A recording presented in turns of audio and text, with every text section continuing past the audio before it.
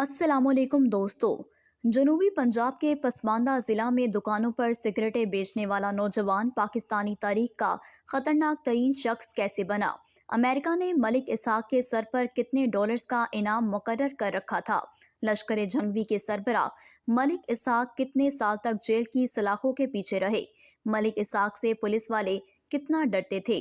दोस्तों, क्या आप जानते हैं कि मलिक इसहाक ने पाकिस्तान में ईरानी सिफारतकार समेत किन किन मशहूर शिया लोगों को ज़िबा कर डाला?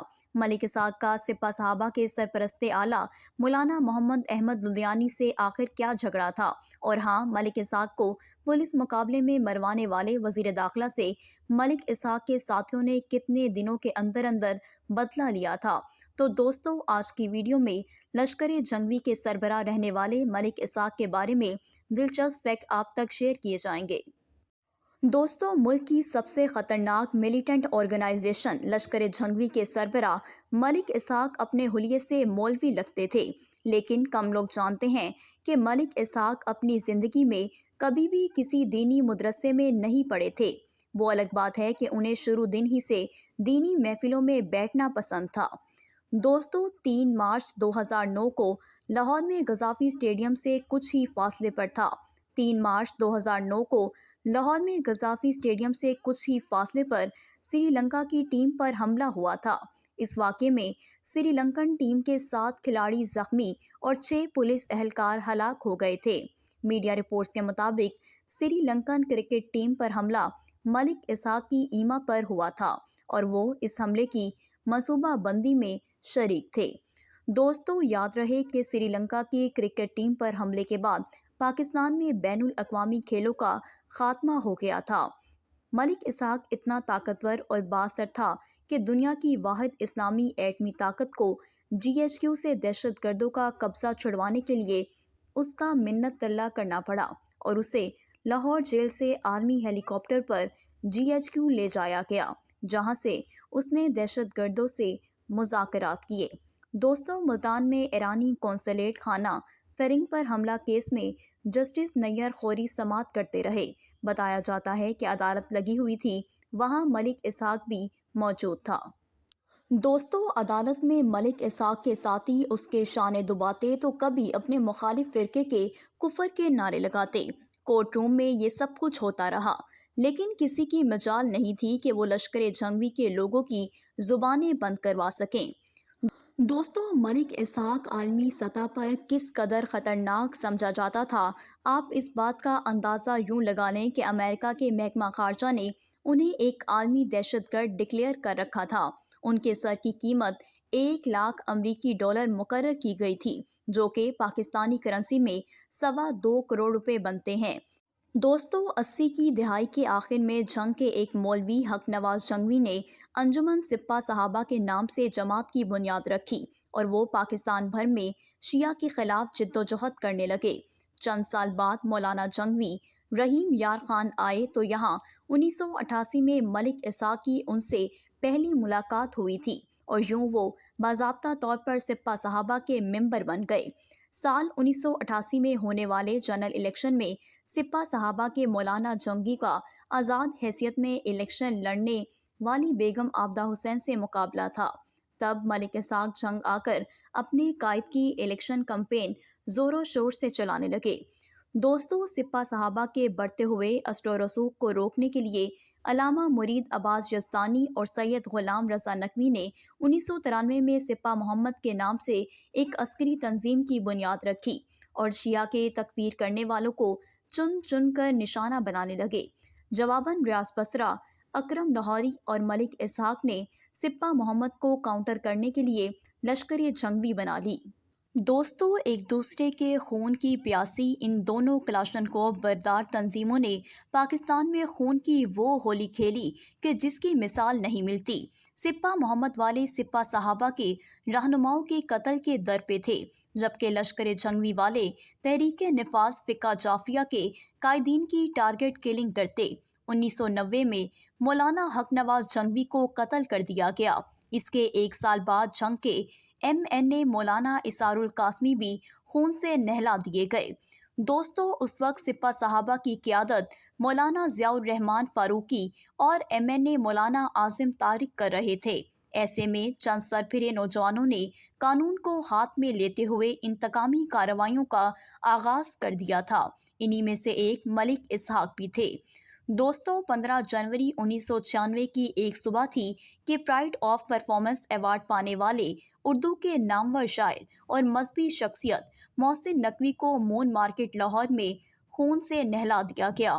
ان کے قتل کے مقدمے میں ملک اسحاق سمیت لشکر جھنگوی کی قیادت کو نامزد کیا گیا تھا۔ دوستو، اس کے بعد پوسٹ مارٹم رپورٹ کے مطابق محسن نقوی کے جسم میں 45 گولیاں لگی تھیں۔ یاد رہے کہ محسن نقوی سابقہ وزیراعظم محترمہ بے نظیر بھٹو کے مشیر بھی رہے تھے۔ 90 کی دہائی میں ملک اسحاق نے اپنے ساتھیوں کے ساتھ مل کر ایرانی سفارتکار صادق گنجی کا قتل کیا تھا۔ دوستو، ایسا بتایا جاتا ہے کہ قانون نافذ کرنے والے ادارے ملک اسحاق کے نام سے بھی ڈرتے تھے۔ جب ملک اسحاق کو 13 اگست 1997 کو فیصل آباد سے گرفتار کیا گیا تو ان کی شناخت کے لیے آنے والے IG پنجاب جہانزیب برقی اور ہوم سیکرٹری شہزاد حسن نے اپنے چہروں کو مکمل طور پر چھپایا ہوا تھا۔ دوران تفتیش ملک اسحاق نے بتایا تھا کہ وہ اکیلا 102 شیعہ لوگوں کو قتل کر چکا ہے۔ ملک اسحاق کو پکڑوانے والے پولیس اہلکار غیور عباس کا تعلق بھی فقہ جعفریہ سے تھا۔ اس دور کے پریس اور اخبارات کو کھنگالیں تو غیور عباس کو حکومت پنجاب نے ملک اسحاق کے ڈر سے کینیڈا سیٹل کروا دیا تھا اور یہ موصوف آج بھی اپنی فیملی کے ساتھ کینیڈا میں ہی موجود ہیں۔ سال 1997 میں سپہ صحابہ کے سربراہ مولانا ضیاء الرحمان فاروقی کے قتل کے بعد ملک اسحاق اور ریاض بسرا نے پاکستان کی سرزمین پر مکتب اہل تشیع کے دھڑلے سے قتل عام شروع کر دیے۔ اور دوستو، یوں ایک سال کے اندر اندر لشکر جھنگوی پاکستان کا خطرناک گوریلا عسکری گروہ بن گیا۔ سال 2002 ریاض بسرا کی پولیس مقابلے میں ہلاکت کے بعد لشکر جھنگوی کی قیادت جیل میں بیٹھے ملک اسحاق کے پاس آ گئی۔ دوستو، انہوں نے سالیہ سال لاہور کی کوٹ لکھپت جیل کے زندانوں میں گزارے ہیں۔ ایسے میں اہم ترین حکومتی شخصیات کی ملک اسحاق سے جیل میں درجنوں میٹنگز بھی ہوتی رہتی تھیں۔ دوستو، ملک اسحاق کے بارے میں مزید آپ کو بتاتے چلیں کہ سپہ صحابہ کے مرکزی صدر مولانا محمد احمد نے حکومت کو گارنٹی دے رکھی تھی کہ ملک اسحاق رہائی کے بعد مسلح جدوجہد کو چھوڑ کر قومی دھارے کی سیاست کریں گے۔ مولانا ملک اسحاق کی رہائی کے لیے محنت کرنے لگے تھے۔ تب وہ نعرہ لگایا کرتے تھے کہ جیل کا تالا ٹوٹے گا، ملک اسحاق چھوٹے گا۔ تب ان سے یہ رائے لی گئی کہ اگر ملک اسحاق کو رہائی ملتی ہے تو کیا بیلنسنگ ایکٹ کے تحت سپہ صحابہ کے سید غلام رضا نقوی کو رہا کرنا پڑے گا، جو کہ پچھلے 15 سال سے قید کاٹ رہے ہیں۔ ملک اسحاق پر دہشت گردی کے 50 سے زائد مقدمات قائم تھے۔ انہیں عدالت نے تمام مقدمات سے بری کر دیا تھا۔ دوستو، جون 2011 میں انہیں کوٹ لکھپت جیل سے رہائی کا پروانہ ملا۔ مولانا احمد لدھیانی والی نے ایک بڑا قافلہ لے کر ملک اسحاق کے استقبال کے لیے جیل کے باہر موجود تھے اور انہیں مکمل پروٹوکول کے ساتھ ریسیو کیا گیا۔ دوستو، جون 2011 میں لشکر جھنگوی کے سربراہ ملک اسحاق کوٹ لکھپت جیل سے رہائی پانے کے بعد ریاض بسرا کی قبر پر پہنچے، جہاں انہوں نے اپنی جماعت کے بانی کے لیے فاتحہ خوانی کی۔ ملک اسحاق کی یہ ویڈیو آج بھی سوشل میڈیا پر موجود ہے۔ ملک اسحاق نے گولی کی سیاست سے توبہ کر لی تو انہیں سپہ صحابہ کا نائب صدر بنا دیا گیا، لیکن پھر گزرتے وقت کے ساتھ ساتھ ملک اسحاق اور مولانا لدھیانی والی کے مابین ایک خلیج حائل ہوتی گئی۔ دوستو، برطانوی نشریاتی ادارے BBC کی رپورٹ کے مطابق ملک اسحاق اور مولانا احمد کی اصل لڑائی سپہ صحابہ کے فنڈز کو لے کر ہوئی تھی۔ سپہ صحابہ کی شورا اس بات پر فکر مند تھی کہ ملک اسحاق کا پورے جنوبی پنجاب پر کنٹرول تھا، جہاں سے کروڑ روپے چندہ وصول ہوتا تھا۔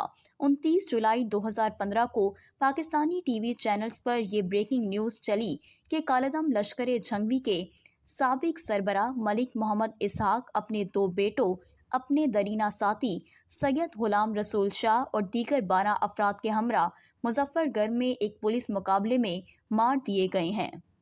ملک اسحاق کی ڈیڈ باڈی کو ان کے آبائی علاقے رحیم یار خان لایا گیا، جہاں انہیں نماز جنازہ کی ادائیگی کے بعد سپرد خاک کر دیا گیا۔